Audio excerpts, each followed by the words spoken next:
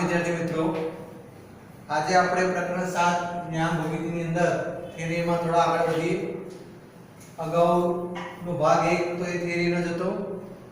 હજુ થિયરી આપણે બાકી છે. ભાગ નંબર 2 એ અને ભાગ નંબર 3 ની અંદર થોડી થિયરી આવશે અને ત્યારબાદ આપણે સ્વાધ્યાય 7.1 ના દાખલાની શરૂઆત કરીશું. વિદ્યાર્થી મિત્રો, જેટલી પણ થિયરી છે પહેલા કમ્પ્લીટ તમારે તૈયાર કરવી પડશે અને જો એ તૈયાર હશે તો જ તમને બધા દાખલામાં ખ્યાલ આવશે. કારણ કે દાખલા જે છે બધા થિયરી પર જ છે. સૂત્ર એક જ છે, અંતર સૂત્ર વાળું. એ સૂત્રનો ઉપયોગ કરવાનો સ્વાધ્યાય 7.1 માં. પણ એના માટે આ બધી થિયરી મેં જે તમને લખાઈ ભાગ નંબર 1 ની અંદર જે ચલાવી અને આજે જે ચલાવી રહ્યો છે એ પણ તમારે ખાસ તૈયાર કરવી રહેશે. તૈયાર કરશો તો જ તમને દાખલામાં ખ્યાલ આવશે, ન તો ખ્યાલ નહીં આવે, તકલીફ પડશે. એટલે આજે આપણે થોડા આગળ વધીએ. અંતરના કેટલાક ગુણધર્મો. અંતર એટલે બે બિંદુઓ વચ્ચેનું અંતર a અને b હોય તો a અને b વચ્ચેનું અંતરમાં શું ગુણધર્મો છે એની વિશે વાત કરીએ આપણે. ઘણીવાર ત્રણ બિંદુઓ પણ હોય. અહીં આપણે ત્રણ બિંદુની વાત કરવાની છે. તો કોઈ પણ ત્રણ બિંદુઓ કયા a b અને c માટે. ત્રણ બિંદુઓ કયા a b અને c માટે. આગળ આપણે શીખ્યા a અને b માટે શીખ્યા. આજે આપણે ત્રણ બિંદુઓ a b અને c માટે. તો પહેલો ગુણધર્મ AB greater than is equal to 0. આનો અર્થ એ થાય કે AB ની કિંમત 0 અથવા 0 કરતા મોટી હોય તો તે કિંમત હંમેશા કેવી હોય? અંધૃણ હોય. એટલે અંધૃણ એટલે ધન હોય, ઋણ હોય.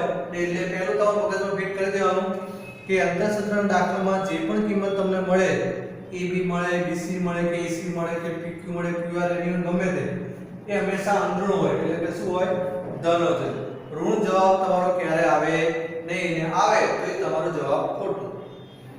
બીજો ગુણધર્મ છે જો a બરાબર b હોય, એટલે કે a ની કિંમત સરખી અને b ની કિંમત પણ સરખી, a અને b બંને સરખા હોય ત્યારે ab બરાબર શું થાય? 0 મળે. એટલે કે a ના યામ સરખા હોય અને b ના યામ સરખા હોય અને તમે અંતરસૂત્રની મદદથી અંતર શોધો ab નું, એનો જવાબ તમને શું મળશે? હંમેશા 0 મળશે. ત્રીજું, જો AB BC greater than AC. આનો અર્થ એવું થાય કે AB અને BC નો તમે સરવાળો કરો. આ ક્યારે થાય? તમને A B અને C ની કિંમત આપી હોય. એટલે AB અને C ની કિંમત આપે તો પેલા AB ઉપરથી AB શોધવાનું, B અને C ઉપરથી BC શોધવાનું અને A અને C ઉપરથી AC શોધવાનું. ત્રણેય શોધ્યા પછી AB અને BC નો સરવાળો AC કરતા વધુ આવે તો A B અને C એ કેવા બિંદુ થશે? અસમરેખ બિંદુ થશે. અસમરેખ બિંદુ એટલે એક જ રેખામાં ન આવેલા બિંદુઓ થશે. એ વધારે ખ્યાલ આવશે ક્યારે? જ્યારે આપણે દાખલા નંબર સ્વાધ્યાય 7.1 માં આ રીતના દાખલા જ્યારે આવશે ત્યારે વધારે ખ્યાલ આવશે. ત્યારે હું તમને ધ્યાન દોરીશ તમારું. એટલે કે જ્યારે AB BC greater than AC, એટલે કે AB અને BC નો સરવાળો AC કરતા ઓછો હોય તો A B અને C એ કેવા બિંદુ કહેવાય? અસમરેખ. સમજી લો AB નું માપ 2 આવ્યું, BC નું માપ 3 આવ્યું અને AC નું માપ 4 આવ્યું.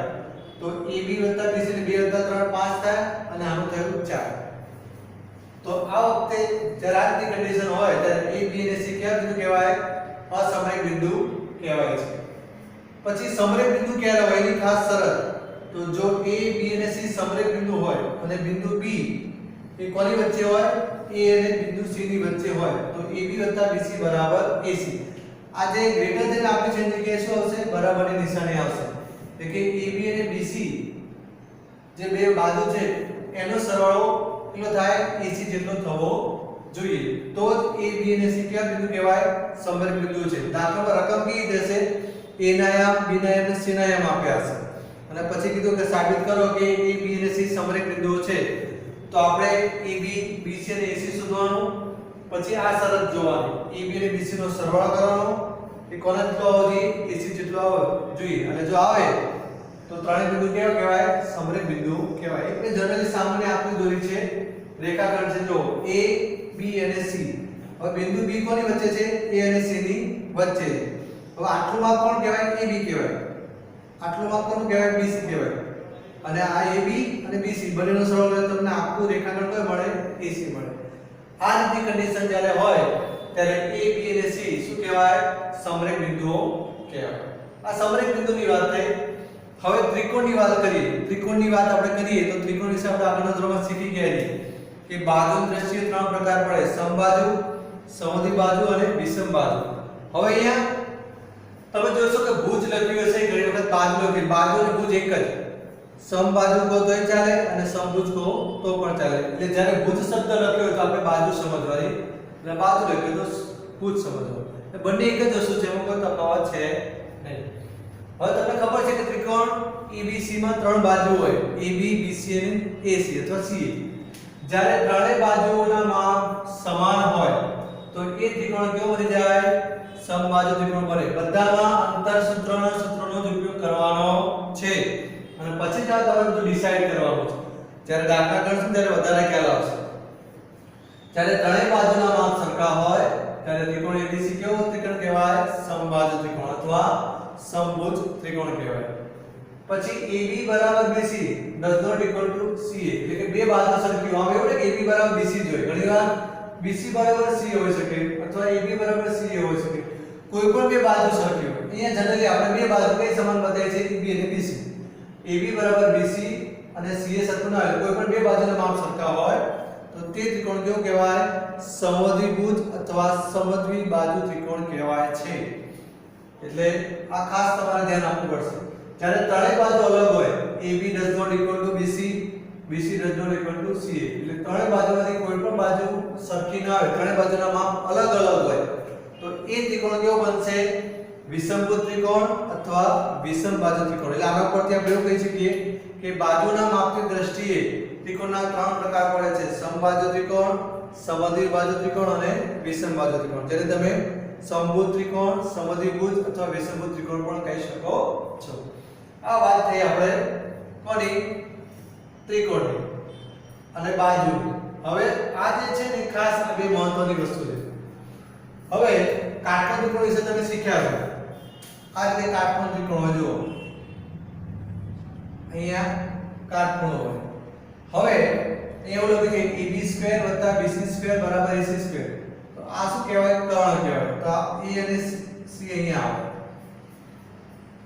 B બરાબર 90 એટલે આ B કહેવાય અને AC કર્ણ. કાટકોણ ત્રિકોણ આને કહેવાય. કાટકોણની સામેની બાજુને શું કહેવાય? કર્ણ કહેવાય. તો આના પરથી આપણે આગળના ચેપ્ટરમાં આપણે આવશે પ્રકરણમાં જો 6 જ્યારે ચાલશે ત્યારે પાયથાગોરસ પ્રમેય મુજબ છે આ. એટલે બે બાજુના વર્ગોનો સરવાળો કર્ણના માપ જેટલો હોય છે. એટલે AB²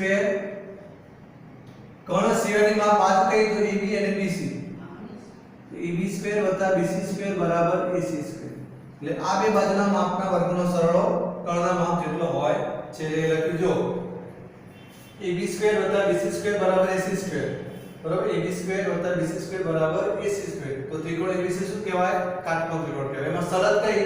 તો B ખૂણો 90 નો છે અને AC કર્ણ છે. ઘણીવાર સમજી લો અહીંયા C આપ્યું હોય તો અહીંયા B થઈ જાય, તો એ વખતે કર્ણ AB થઈ જશે તો અહીંયા AB આવે, અહીંયા AC અને BC આવે. એટલે જેમ કાટકોણ બદલાય એમ કર્ણ બદલાય. એટલે આ જનરલી B જ્યારે હોય એ ત્યારે AC કર્ણ થાય. તો એ પ્રમાણે આપણે મૂકવાનું. યાદ શું રાખવાનું? આ બે બાજુનો વર્ગનો સરવાળો કરવાનો અને કોના વર્ગનો જેટલો થાય? કર્ણના વર્ગ જેટલો થાય છે. એટલે એ વખતે એ ત્રિકોણ કેવો બની જાય? કાટકોણ ત્રિકોણ બને. તમને શરત આપી દો અંદર અને એ પરથી જ આપણે બધું શોધવાનું રહેશે. એટલા પરથી કહે છે કે કયો ત્રિકોણ કાટકોણ ત્રિકોણ બને, કયો ખૂણો 90 કઈ બાજુ કર્ણ હોય. પછી સમદ્વિભુજની વાત કરીએ. આના જેવું છે સેમ, પણ એમાં અલગ શું તમને કહી દઉં. બે બાજુ સરખી હોય, જે ત્રિકોણમાં કોઈ પણ બે બાજુના માપ સમાન હોય અને એક ખૂણો કાટખૂણો હોય અને તેમની સામેની બાજુનો વર્ગ કર્ણ બને તો તેવા ત્રિકોણને શું કહેવાય? સમદ્વિભુજ કાટકોણ ત્રિકોણ. હવે સમદ્વિભુજ કેમ? તો કોઈ પણ બે બાજુના માપ સરખા છે. અને કાટકોણ કેમ? તો આ બે બાજુ સરખી છે એનો શું કરવાનો? સરવાળો બદલવાનો. AB² + BC². બાજુ કઈ બાકી રહી? AC = AC². તો એના કારણે આપણે શું કહી શકીએ? એને કાટકોણ ત્રિકોણ કહી શકીએ. એટલે આ ઉપરથી સમદ્વિભુજ કહેવાય અને આના ઉપરથી તમે શું કહી શકો? કાટકોણ ત્રિકોણ. બંને શરત અંદર લાગુ પડે ત્યારે શું કહેવાય? સમદ્વિભુજ કાટકોણ ત્રિકોણ. દાખલા ગણીશું એટલે ખ્યાલ આવશે. બરોબર? નોંધમાં મેં લખ્યું છે બાજુ બદલાઈ જાય. AB BC C ના સ્થાનની અંદર બદલી થઈ શકે. કે એવું ફિક્સ નથી કે AB બરાબર BC જ આવે. ઘણીવાર AB બરાબર AC હોય, ઘણીવાર BC બરાબર AC હોય, તો આ પ્રમાણે બધું બદલાય. આપણે આકૃતિ પરથી બધું નક્કી કરવાનું, કશું અઘરું નથી, સહેલું જ છે. બરોબર. હવે આ ત્રિકોણની વાત પૂરી થઈ. હવે વાત કરીએ આપણે ચતુષ્કોણ. તમને ખબર છે ચતુષ્કોણમાં ચાર બાજુ અને ચાર ખૂણા હોય. હવે તમને ચતુષ્કોણનો પ્રકાર પણ કહી દઉં. સમાંતર બાજુ ચતુષ્કોણ, સમબાજુ ચતુષ્કોણ, સમલંબ ચતુષ્કોણ, લંબચોરસ અને ચોરસ. આ બધું આપણે આગળના ધોરણમાં શીખ્યા છે. હવે મેઇન પોઈન્ટ આપણે શીખી લઈએ. હવે એક સમાંતર બાજુનો છે, સમબાજુનો છે, લંબચોરસ અને ચોરસ. સમલંબનો અહીંયા કોઈ ઉલ્લેખ થતો નથી. એટલે આપણે ચારથી જ વસ્તુ યાદ રાખવાની. ચતુષ્કોણ ABCD માં હવે આપણે ચતુષ્કોણ દોરું. જો સમજી લો મેં ચતુષ્કોણ દોર્યું. નામ હું લખીશ A B C અને D. AC નું મધ્ય બિંદુ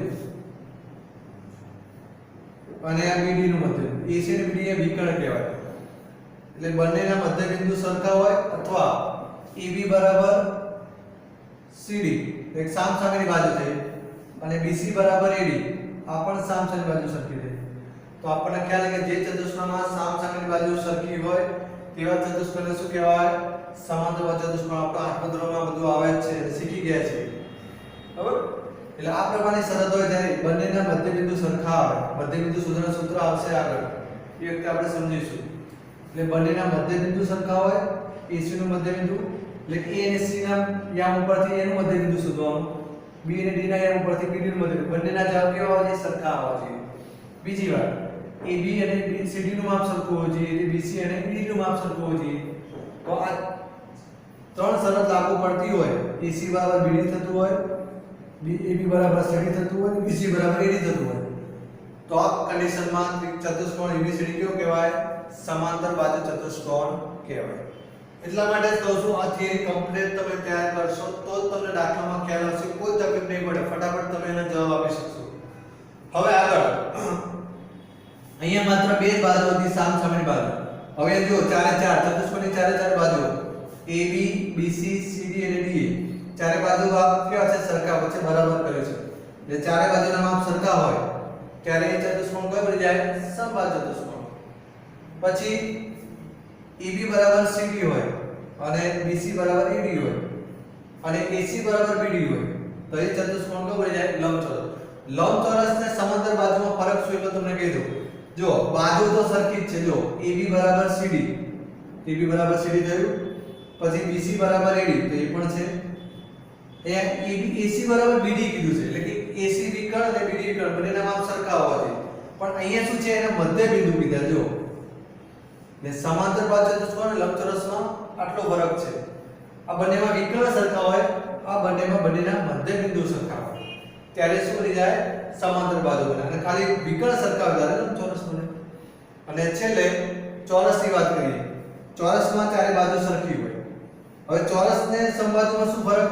તો તમને કહી દઉં. જો સમબાજુમાં ખાલી ચાર બાજુ જ હોય, એમાં વિકર્ણને લેવા દેવા નથી. ચારે બાજુના માપ તમને સરખા મળે એ શું બને? સમબાજુ ચતુષ્કોણ બને. જ્યારે ચોરસ ક્યારે બને? ચાર બાજુ તો સમાન હોવી જ જોઈએ, એ સિવાય બંને વિકર્ણના માપ પણ કેવા હોવા જોઈએ? સરખા હોવા જોઈએ. ત્યારે તમે શું કહેશો કે ચતુષ્કોણ ABCD ચોરસ છે. એટલે આ રીતે આ બધા નિયમો તમને ખબર હશે તો જ તમે દાખલાનો જવાબ આપી શકશો અને ગણતરી કરી શકશો.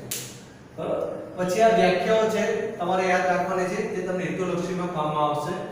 સમરેખ બિંદુઓ તો એક જ રેખામાં આવેલા બે નાના, જો આ એક રેખા છે, રેખાખંડ પણ કહી શકો. આ બાજુ બંને બાજુ તીર દોરો એટલે રેખા બની જાય. એક જ રેખામાં આવેલા બે નાના રેખાખંડ, બે નાના રેખાખંડ કયા? AB અને BC. નામ આપનો સરવાળો, એટલે મેં અહીંયા સરવાળો કર્યો. જો AB + BC નો સરવાળો શું થાય? એક મોટા રેખાખંડના માપ જેટલો. મોટો રેખાખંડ કયો બન્યો? આપણો AC. એટલે AB + BC બરાબર શું થાય? AC થાય. એટલે એક જ રેખામાં આવેલા બે નાના રેખાખંડના માપનો સરવાળો મોટા રેખાખંડના માપ જેટલો થાય છે.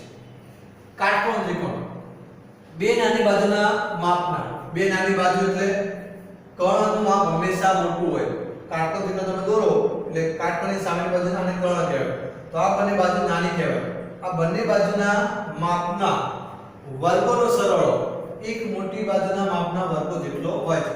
તમે મોટી જગ્યાએ કર્ણ પણ લખી શકો. તમે એવું લખી શકો કે બે નાની બાજુના માપના વર્ગનો સરવાળો કર્ણના માપના વર્ગ જેટલો હોય છે, કારણ કે મોટી બાજુને શું કહેવાય કર્ણનું માપ. પછી વિષમભુજ ત્રિકોણ. ત્રિકોણની ત્રણેય બાજુના માપ કેવા હોય અલગ અલગ. વિષમભુજ કો વિષમ બાજુ કો બંને એક જ છે. ત્રણેય બાજુના માપ કેવા હોય અલગ અલગ. અહીં આપણે વાત કરી જો નંબર 3 માં AB does not equal to BC, BC does not equal to CA, એટલે કે એકેના માપ સરખા નથી. પછી સમદ્વિભુજ ત્રિકોણ. ત્રિકોણની બે બાજુના માપ સમાન અને ત્રીજી બાજુના માપ અલગ. કોઈ પણ બે બાજુના માપ સમાન હોય અને એના છેડેની બાજુ હોય એ અલગ હોય તો એ વખતે સમદ્વિભુજ ત્રિકોણ એને કહેવાય. સમબાજુ ત્રિકોણ તમને ખ્યાલ જ છે કે ત્રણેય બાજુના માપ કેવા હોય સમાન. લખી દે ત્રિકોણની ત્રણેય બાજુના માપ સમાન હોય છે. અને છેલ્લે સમદ્વિબાજુ અથવા સમદ્વિભુજ કાટકોણ ત્રિકોણ. એની અંદર નંબર 2 અને 4 ભેગા કરો એટલે આપણો શું બની જાય સમદ્વિભુજ કાટકોણ ત્રિકોણ. નંબર 2 માં શું છે બે નાની બાજુના માપના વર્ગનો સરવાળો એક મોટી બાજુના માપના વર્ગ જેટલો હોય છે. અને નંબર 4 માં શું છે ત્રિકોણની બે બાજુના માપ સમાન હોય. કોઈ પણ બે બાજુના માપ સમાન હોય ત્યારે શું બની જાય સમદ્વિબાજુ કાટકોણ ત્રિકોણ બની જાય. એટલે આ રીતે આજે આપણે જે થિયરી જોઈ એ તમારે તમારા ગણિતના ચોપડામાં સારા અક્ષરે લખવા અને ખાસ એની તૈયારી કરવી. ઘરકામની અંદર આ નોંધ એકવાર લખજો અને તૈયાર કરજો. જો તૈયાર કરશો તો તમને સ્વાધ્યાય 7.1 માં ખ્યાલ આવશે. હજુ થોડી થિયરી બાકી છે, 6 પોઈન્ટ બાકી છે જે તમારે હેતુલક્ષીમાં કામમાં આવશે અને પછી આપણે સ્વાધ્યાય 7.1 ની શરૂઆત કરીશું. એટલે ફરીથી કહું છું ભાગ 1 અને ભાગ 2 તૈયાર કરજો તો તમને સ્વાધ્યાય 7.1 માં ખ્યાલ આવશે. પ્રણામ.